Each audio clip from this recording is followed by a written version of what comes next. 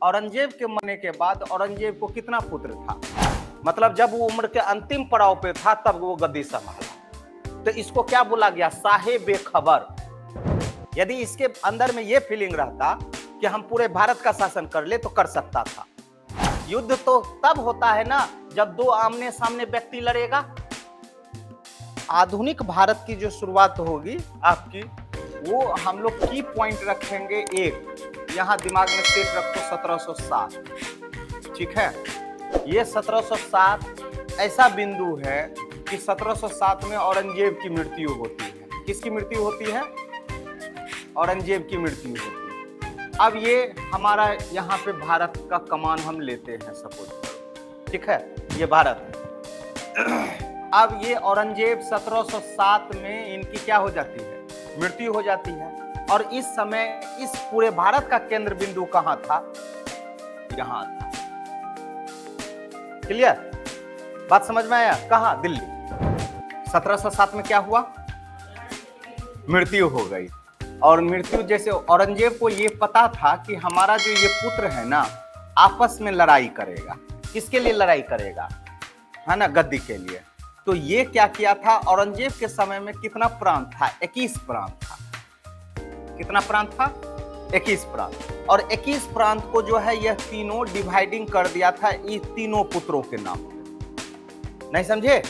तीनों पुत्रों के नाम पे क्या कर दिया था? डिवाइडिंग कर दिया था कि इतना प्रांत तुम्हारा, 9, 8, 6, बात समझ में आया ना? ऐसे कुछ था तो ये कितना प्रांत इसके अधीन गया?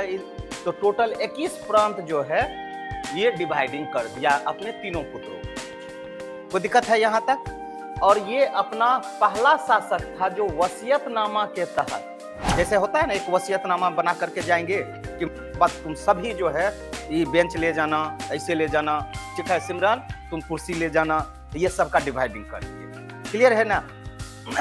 अब ये 21 प्रांत में, लेकिन सबसे बड़ा बात है कि प्रांत तो डिवाइडिंग कर दिया है ना, लेकिन इस गद्दी पे कौन बैठेगा इसका तय नहीं किया। ठीक है ना? मतलब दिल्ली पे कौन बैठेगा इसका तय नहीं किया। परिणाम स्वरूप ये तीनों में क्या हुआ? लड़ाई हुआ। ठीक है ना? और ये तीनों में लड़ाई होगा, परिणाम स्वरूप मुअज्जम बहादुर शाह के नाम से गद्दी पे बैठेगा। बहादुर शाह के नाम से गद्दी पे बैठेगा 1707 से लेकर के 1712 तक।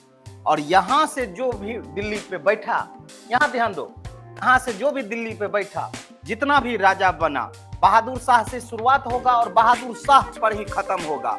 बहादुर शाह जफर। नहीं समझे? और ये 1857 में तक रहेगा। बहादुर शाह से शुरू, बहादुर शाह से खत्म। ये जितना भी पीरियड हुआ, इन पीरियड को हम लोग बोलते हैं उत्तर मुगल काल।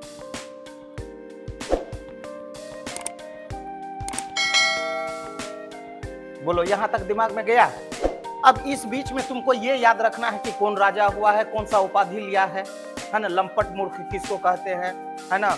साहे बेखबर किसको कहते हैं? तो ये क्रम हमको देखना। ठीक है ना? बहादुर शाह के बाद कौन आया? जहांदार शाह। जहांदार शाह के बाद फर्रुखसियर। फर्रुखसियर के बाद रफीउद्दौला, रफीउद्दर्जात, है ना? छोटे छोटे अल्पकाल के 6-6 महीना के लिए। ठीक है? फिर मोहम्मद शाह रंगीला। ठीक है? उसके बाद अहमद शाह, उसके बाद आलमगीर, है ना? उसके बाद अकबर, अकबर द्वितीय, उसके बाद है ना शाह आलम। ऐसे है तो उसका क्रम तुमको देख लेना। क्लियर है? और सबके पीरियड में मैक्सिमम चीज यही पूछेगा किसने क्या उपाधि लिया, और यदि कुछ युद्ध हुआ है तो उसके बारे में हमको जानना। क्लियर है? फर्रुखसियर के समय में मेन की पॉइंट रहेगा फर्रुखसियर के समय। तो यहां तक समझ में आ गया। तो पहला चैप्टर हमको क्या पढ़ना है? ये 1707 से स्टार्ट होगा और 1857 तक जाएगा। और इस पीरियड को हम लोग मुगल काल नहीं बोल करके क्या बोलेंगे? उत्तर मुगल काल। अब मुगल काल में तो आपको पहले हम बताए ही थे कौन कौन था? बाबर, हुमायूं, उसके बाद अकबर, अकबर के बाद जहांगीर, जहांगीर के बाद शाहजहां, शाहजहां के बाद औरंगजेब। औरंगजेब तक केंद्रीकृत शासन रहा और औरंगजेब की मृत्यु के बाद क्या हो गया? विकेंद्रीकृत शासन हो गया। क्लियर है? कोई भी चीज का यदि पतन होता है तो उसके पीछे सबसे बड़ा जिम्मेदार कि आप में वो क्षमता नहीं था कि आप पूरे भारत को शासन कर पाए। क्लियर?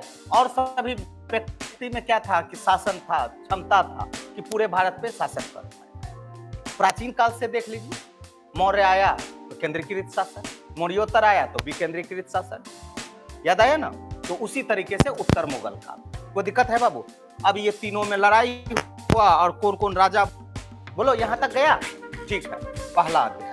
अब ये समझो कि इसके पास वो क्षमता नहीं था, तो परिणाम स्वरूप सपोज करो हम आए, क्लास ले रहे हैं तुम लोग को, तुमको लगेगा कि इससे अच्छा तो हम ना कॉपिये में पढ़ ले, हम काहे ले यहाँ टाइम बर्बाद करेंगे, हम ही से पढ़ी, और हो सकता है कि मेरे सामने में वो कोचिंगो खोल देगी। जब हम ये समझ लेंगे कि हम में वो क्षमता नहीं है, तब ना तुम अलग हो जाएगी। सेम जब इसमें ये क्षमता नहीं था तो इस समय कितना प्रांत था? 21 प्रांत था। बंगाल, मेन अवध, मैसूर, कर्नाटक, केरल, मराठा का क्षेत्र अलग था, पंजाब का क्षेत्र अलग था, रोहिलबंगस का क्षेत्र अलग था, और ये बंगाल का क्षेत्र अलग। ये मेन था। समझ में आया? तो यहाँ इसके अधीन ये बहादुर शाह आया तो साहिब बेखबर, आगे आया फर्रुखाबाद तो लंपट मूर, है ना, मोहम्मद शाह रंगीला अपने ही गद्दी पे जो है वो एकदम विलासिता जीवन जी रहा है। राज्य में क्या हो रहा है उसको कुछ पता नहीं। तो परिणाम स्वरूप क्या होगा? ये जो बंगाल है या अवध है, मैसूर है, तो ये सभी स्वतंत्र होने का काम करेगा कि नहीं? अरे हम काम तुम्हारे लिए करें और तुमको मेरे पर कोई ध्यान नहीं। यहाँ ये वाला बंगाल क्षेत्र है, मान लो, उपजाएंगे हम, सब चीज करेंगे हम और देंगे तुमको। आओ दोनों आदमी हाथ हाथ कर लेते हैं।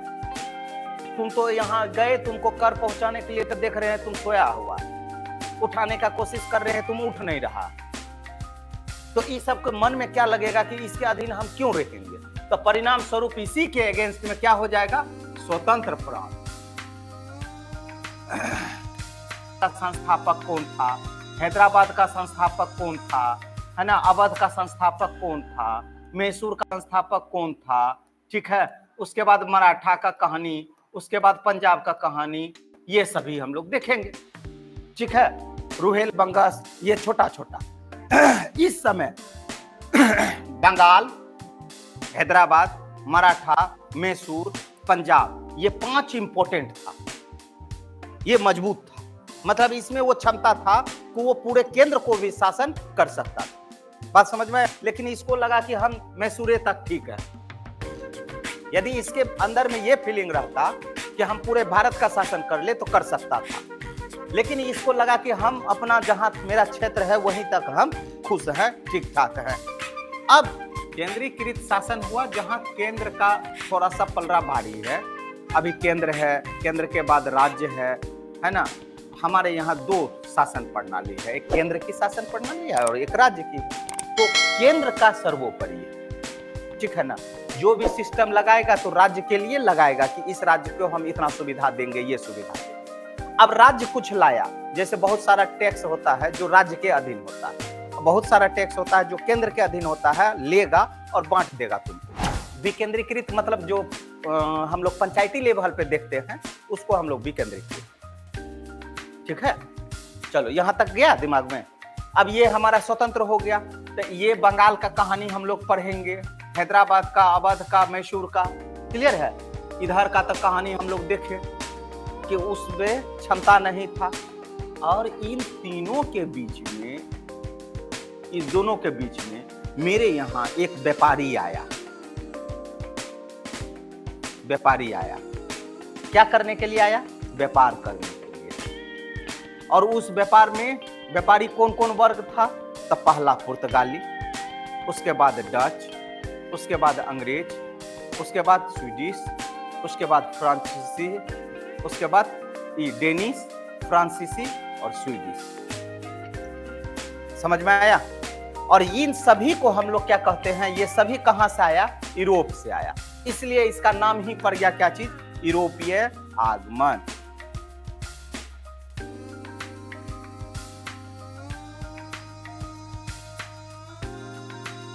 क्लियर है? इसके पास क्षमता था कि पूरे भारत में शासन कर पाए? ये तो हमारा क्षेत्रीय में डिवाइडिंग हो गया है, ये एरिया मैसूर है, ये एरिया ये है। क्लियर है? अब जो पहले हमारे पास केंद्रीकृत शासन था, वो केंद्रीकृत शासन में विखंडित हो गया।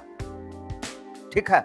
अब विखंडित हो गया तो भारत टुकड़ों में जब बट गया तो इसको लगा कि अब है ना क्या चीज करने का, तो सत्ता कायम करने का नहीं आया था कि हम भारत में क्या करेंगे, शासन करेंगे। सवाल ये भी है कि इसमें पुर्तगाली और फ्रांसीसी और अंग्रेज, ये तीन व्यक्ति, पुर्तगाली, अंग्रेज और फ्रांसीसी, ये तीन व्यक्ति में ऐसा क्षमता था कि वो भारत में शासन कर पाए। लेकिन चट्टा इसमें से ये लीड हीरो निकल गया। ये लीड हीरो क्यों निकला? तो डिप्लोमेटिक तरीके से, कूटनीति का सहारा लिया। अब कूटनीति का सहारा क्या लिया? जब मौका लगता था इधर हार जाता, पुर्तगाली पूरे भारत में बंगाल रहा और फ्रांसीसी का केंद्र यहां रहा पुडुचेरी। बात समझ में आया? क्षमता था लेकिन वो बंगाल का था। ये सबसे बड़ा मेन फैक्टर काम किया। ठीक है? और उसको अंग्रेज को मौका भी मिलते गया। अभी बता रहे हैं, पहले यहाँ ये चीज समझ में आ गया तो ये केंद्र बिंदु हो गया। और सब जो था यूरोपीय, ये सभी सिर्फ व्यापारी था, व्यापार करने के लिए आया था। मतलब व्यापार कर रहा है और चला जाएगा।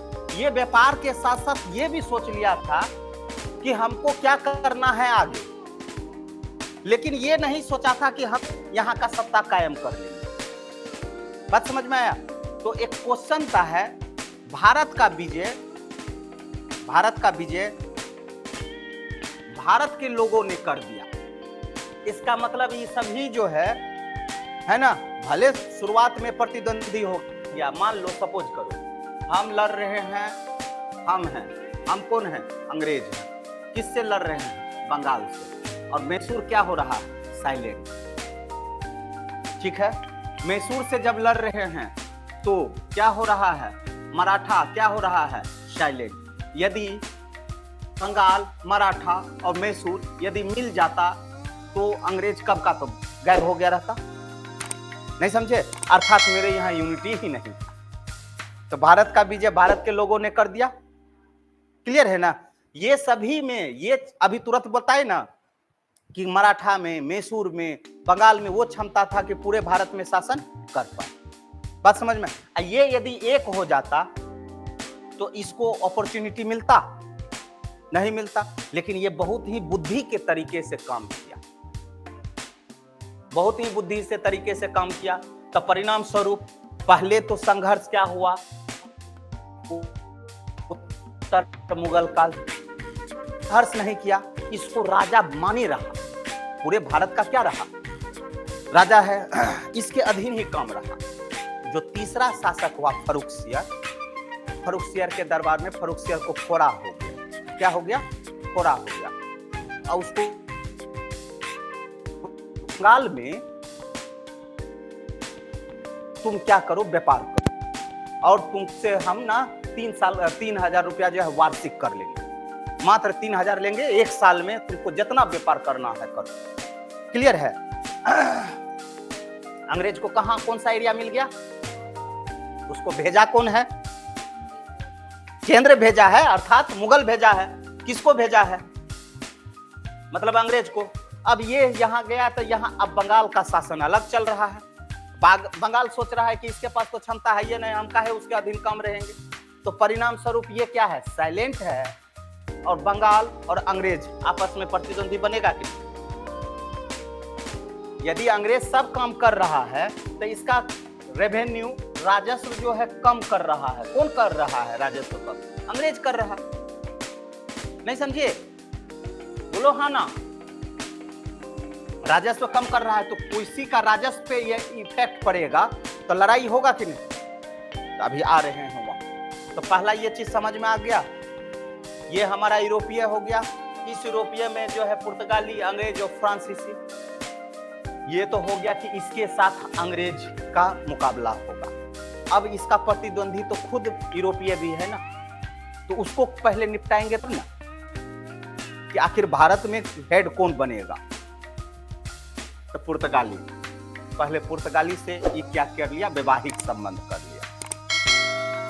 ठीक है, कैथरीना का शादी हो गया है ना, शादी हो जाने के बाद जो है पुर्तगाली दहेज दे दिया, भारत का क्षेत्र है ना, बंबई गोवा ये सब ले लो तुम, गुजरात, ठीक है ना।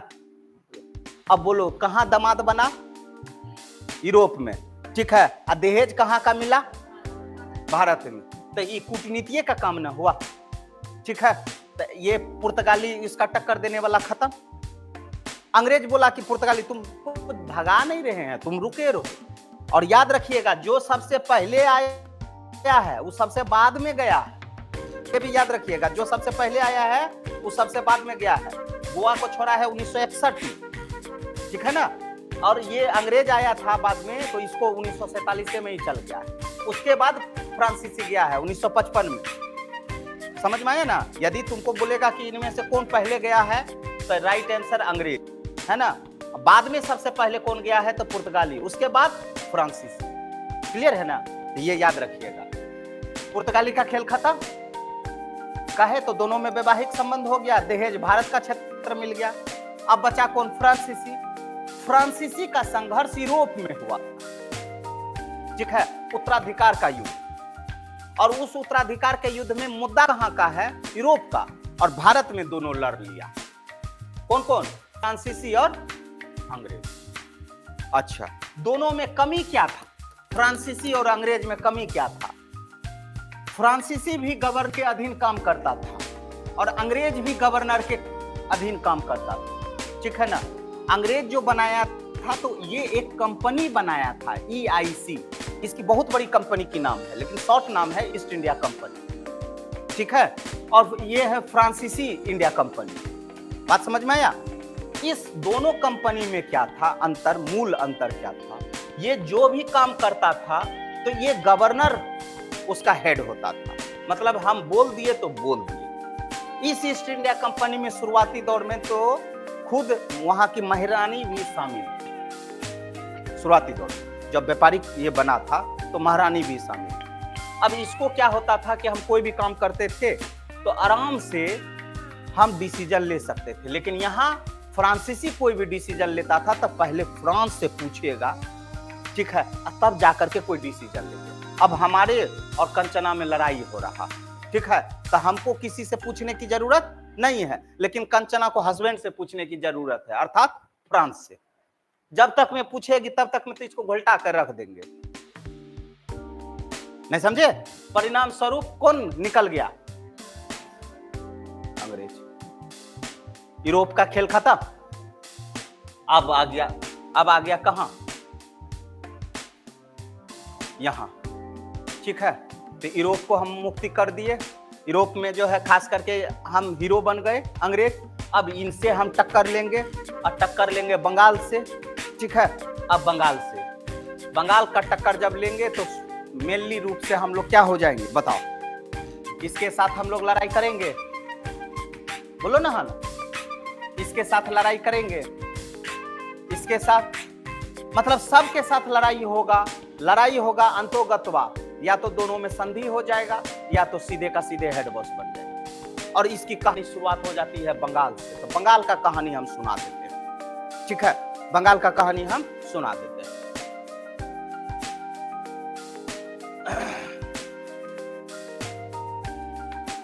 यहां तक यदि दिक्कत है तो बोलो। डुप्ले गवर्नर था,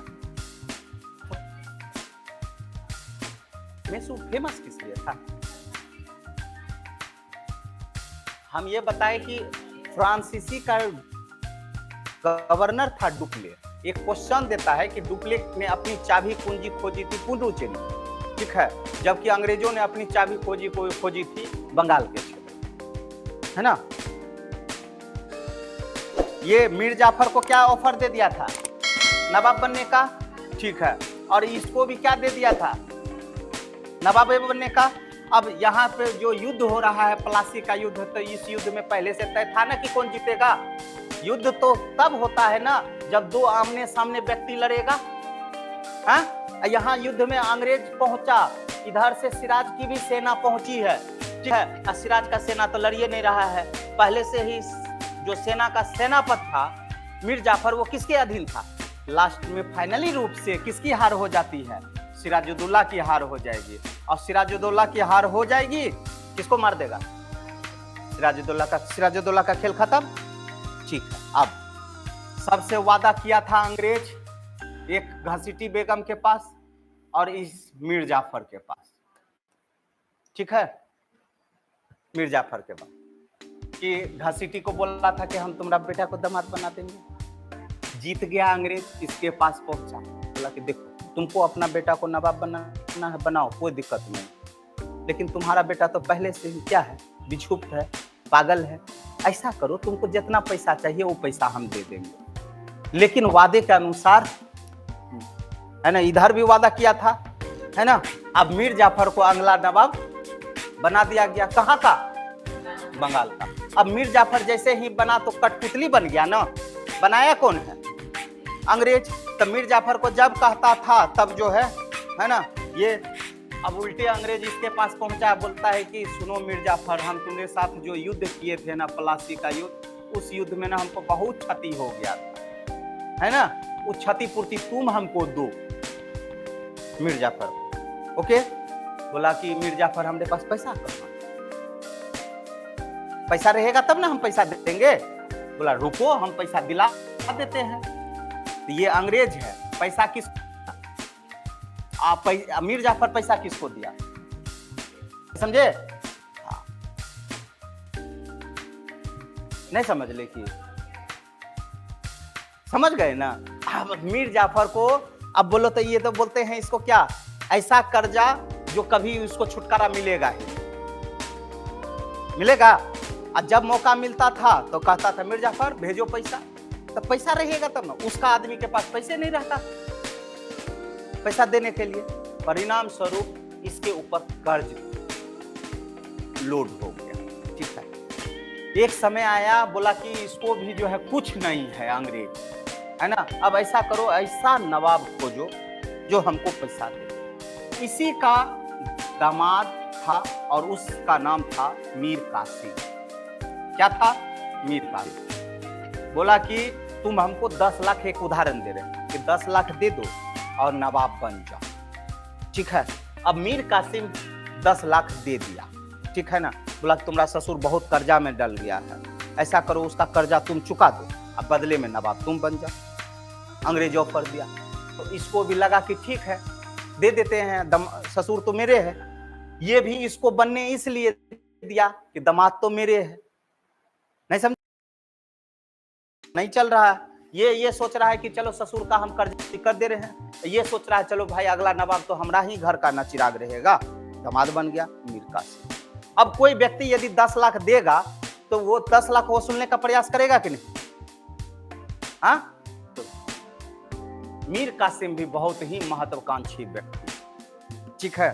बोला कि बहुत एकदम चाल चलता है अंग्रेज, ऐसा करो हमारा राजधानी कहाँ है? ढाका। हमारा राजधानी कहाँ है? मुर्शिदाबाद, है ना, कि बगल में रहते हैं अंग्रेज, तो तुरंत रातों रात पहुंच जाता है मेरे पास।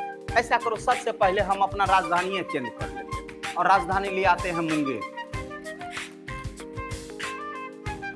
नंबर 1 काम किया। कौन काम किया? मीर कासिम। बोला कि ऐसा करो, अंग्रेज हथियार सब बनाता है, ठीक है, हम भी यहाँ पे हथियार का फैक्ट्री। कहाँ? मुंगेर। अब बोलो यदि मीर कासिम वहां लेकर के गया तो अंग्रेज को बौखलाहट होगा कि नहीं? होगा। अब जैसे ही मुंगेर पहुंचा तो घोषणा किया कि सभी अंग्रेज को करना होगा और दस्तक प्रथा को समाप्त करना होगा। अब ये तीसरा चीज था, दस्तक। दस्तक प्रथा को समाप्त कर दिया। बोला कि दस्तक था क्या? बोला कि जैसे मान लो हम अंग्रेज हैं, ठीक है ना, अंग्रेज हैं, ठीक है, अब हम दिए हैं कंचना को ये काम करने के लिए कि फ्री ट्रेड लेना है, तो तुम हमको ना कार्ड दिखाई, गोस्वामी IAS एकेडमी का स्टूडेंट है, आई कार्ड दिखा दी, ठीक है। और जो नहीं है तो वो तो आई कार्ड नहीं दिखाएगा। अब तुम क्या करती थी, इकाई आई कार्ड अंदर आ गई और अपना ही उसको बेच दी, जाओ ना ये आई कार्ड दिखा देना, तो तुमसे भी सर पैसा नहीं लेंगे। बात समझ में आए ना? तो ये दस्तक जो है क्या करता था, मिला था अंग्रेज को, लेकिन अंग्रेज इसका दुरुपयोग करता था, ये दे देता था भारतीय व्यापारी को। अब भारतीय व्यापारी को दे दिया तो इससे भी उसको टैक्स नहीं मिलता था, अंग्रेज तो ऑलरेडी टैक्स नहीं दे रहा था, नहीं समझे। परिणाम स्वरूप क्या हो गया, बोला कि दस्तक को हटाओ, सब बराबर, चाहे अंग्रेज हो कि भारतीय व्यापारी हो, सबको क्या लगेगा, कर लगेगा। अब तो अंग्रेज और बौखलाहट हो गया, बाप रे बाप, ये कैसा काम कर दिया। ओके, दिमाग में सेट है ना, कोई दिक्कत है। अब मीर कासिम ये गया प्लान बनाने के लिए, कहां, प्लान बनाने के लिए गया। अवध में डांस का प्रोग्राम चल रहा था और अवध में आए हुए थे मुगल बादशाह, ठीक है। और खुद कौन पहुंचे, मीर कासिम पहुंच गए। अवध को बोला कि देखिए ना, हमारे एरिया में ना बंगाल अंग्रेज जो है कुछ अति कर रहा है, ठीक है ना, तो ऐसा करते हैं। तो अवध बोलता हाँ हम भी बहुत सुने हैं, बंगाल जो है ना कहीं तो अंग्रेज जो है ऐसे काम कर रहा। ये तो बोला कि बाप रे बाप, सही में उसको भगाना बहुत जरूरी है, हम जो उसको दिए थे है ना, धीरे धीरे वो देखो ऐसे कर रहा। ये तीनों क्या बना दिया, गुट बन गया, अवध, बंगाल और मुगल, गुट बन गया। बोला कि ठीक है, जब भी लड़ाई होगा हम तुम्हारा साथ देंगे। ओके, इसके बाद मीर कासिम का जो दामाद ससुर था मीर जाफर, अंग्रेज इसके पास पहुंचा, बोला हम तो आपके दामाद को इसलिए बंगाल का नवाब बनाए कि आपका दामाद है, बना देते हैं, अब बोलिए हमारे ही खिलाफ षड्यंत्र कर रहा है, हम छोड़ेंगे उसको, है ना। अब मीर जाफर तो बूढ़ा आदमी है, बोला कि देखिए अगला नवाब फिर हम आप ही को बनाएंगे, आप अस्थिर रहिएगा, 8 दिन के अंदर ये जो बहुत उछल रहा है ना, 8 दिन के अंदर हम इसको हरा देंगे, ठीक है। अब वो कहीं का नहीं है ससुर, नहीं समझे, नहीं तो दामाद के तरफ से कुछ बोल रहा है, नहीं तो किसी के ओर से, क्लियर है।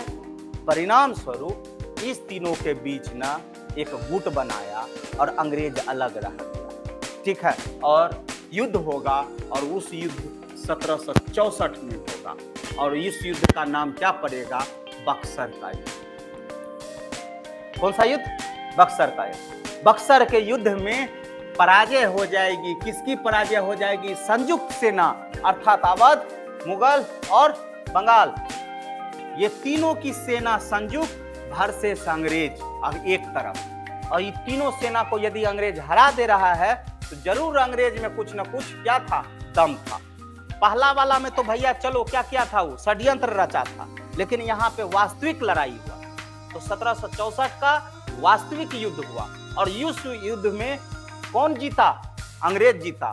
ये तय हो गया एकदम। बाबर वाला कहानी याद आ जाता है, एक छोटी सी सेना की टुकड़ी लेकर के आई और बाबर जो है पूरा क्या बन गया था, विजेता बन गया था। नहीं समझ में आया। अब यहाँ पे लगा कि सही मायने में किसके पास, अंग्रेज के पास एक गुण। अब बोलो गुण क्या क्या था, अंग्रेज के पास गुण क्या क्या था। इधर देखो, इसका सेना लड़ता था, इसका सेना लड़ता था तो इसके अंदर में यूनिटी रहता था कि हम नहीं जीतेंगे, ब्रिटेन जीतेगा। बात समझ में आया। तो वो यूनिटी राष्ट्रीयता की भावना थी। हमारे अंदर में राष्ट्रीयता की भावना अभी पनपी ही नहीं है। यहाँ अवध जीतेगा, बंगाल जीतेगा, है ना, मुगल जीतेगा, तो ये राष्ट्रीयता कहाँ हुआ, नहीं ना हुआ, ठीक है ना। अरे बंगाल जीतेगा, हमको क्या लेना देना, सेना में उतना एनर्जी नहीं है। नंबर 1, सेना को आप समय पे वेतन नहीं दे रहे हैं। बोलो तो बाबू, जो आदमी आप बंगाल का सेना लड़ने जा रहा है तो समय पे तुम वेतन देगी तब ना एनर्जी से काम करेगा। और तुम उसको 2 साल से वेतन ही नहीं दी है ना। बिहार सरकार के जगह अभी झारखंड सरकार का टीचर बन गया है, 8 महीना से वेतन ही नहीं दिया, तो कितना दिन तक वो खाएगा दूसरे से ले लेकर जी। 8 महीना से वेतन नहीं दिया है झारखंड में। अभी वेतन के मामले में बिहार लीड हो गया है, आगे बढ़ गया है। 1 तारीख को वेतन चला आता है, पहले एक आता था 5 महीना 6 महीना में बिहार का। अभी झारखंड से मेरे मित्र है ना, वो बोलते हैं देखिए हमको 8 महीने मिला, ठीक है। अभी बिहार बहुत अच्छा है, वहीं चल जाए, ठीक है। अब बोलो कि आप समय पे वेतन नहीं दीजिएगा तो एनर्जी से काम करेगा। उसके बाद आधुनिक लेस हथियार का आप उन्नत किस्म का प्रयोग कर रहे हैं। आपके पास हथियार ऐसा है कि जो जंग लगा हुआ, नहीं समझे? तो हथियार का प्रयोग। उसके बाद क्या है, सबसे बड़ा बात, आपके सेना में ना एक सेना का टुकड़ी बनाया जाता था, है ना? तो रॉबर्ट क्लाइव, है ना, खुद ब्रिगेडियर, ठीक है, ये सभी जो है सेना का एकदम एक प्रमुख रूप से कमांडर टाइप, ठीक है, ये कमांडर चीफ बनता था, है ना? लेकिन बंगाल में ऐसा कुछ नहीं। परिणाम स्वरूप कौन जीत गया, क्यों जीता, क्लियर हो गया ना? बात समझ में आया? 64 में जीता तो किसको नवाब बना दिया, किसको बना दिया? मीर जाफर को। फिर से मीर जाफर बन गया, ठीक है। मीर जाफर के पास गया, है ना? अब यहां देखो, लेकिन उससे भी पहले अवध हारा था, मुगल हारा था। हाँ, इन दोनों के बीच ना इलाहाबाद की संधि होगी। कौन सी संधि होगी? ठीक है, ये दोनों के बीच इलाहाबाद का संधि करेगा और कहेगा कि तुम बहुत बंगाल का साथ दिया था। तो 1765 में क्या हुआ था, इलाहाबाद के साथ। तो करा और मानिक क्षेत्र है जो आपको नोट्स में मिल जाएगा, वो क्षेत्र दे दिया गया था। हो गया, है ना? अब मीर जाफर कौन बना है? 1765 में ये काम होगा, इधर ये दोनों का खेल खत्म। अब 65 में क्या करेगा, बंगाल में द्वैध शासन लागू कर देगा। क्या करेगा? द्वैध शासन। द्वैध, यहां देखो, द्वैध मतलब क्या? डबल, मतलब लगाएंगे हम वसूलना तुमको हम हटा, खाली काम करते रहना तुम। ओके, फाइनली रूप से नहीं हटाया और उसको बोला कि अब हम जा रहे हैं। कहां? अब हम जा रहे हैं, ये 65 है ना, 67 चले आएगा मैसूर से टक्कर लेने के लिए। तुम साइलेंट रहो मीर जाफर, कमान संभालते रहो। बात समझ में आया? और 67 से 1767 और 69 में उलझेगा, किसके बीच से? बात समझ में आया? यहां तो हेड बनिए न गया। अब ये कहां पहुंचेगा? मैसूर। अब मैसूर में लड़ाई करेगा, कोई तो कोई कारण होगा, तो वहां कारण निकाल देंगे मैसूर का घटना तुमको। इस तरीके से मैसूर को जब हार जाएगा पहला वाला में, कहेगा जा रहे हैं, इसके साथ एग्रीमेंट करते हैं, मराठा के पास जाते हैं। ठीक है, कहा? मराठा के पास। मराठा से भी हार जाएगा तो कहेगा कि जा रहे हैं किधर, पंजाब की तरफ। अब ये बीच बीच में ये जिधर हारता था एग्रीमेंट साइलेंट, और इससे टक्कर स्टार्ट।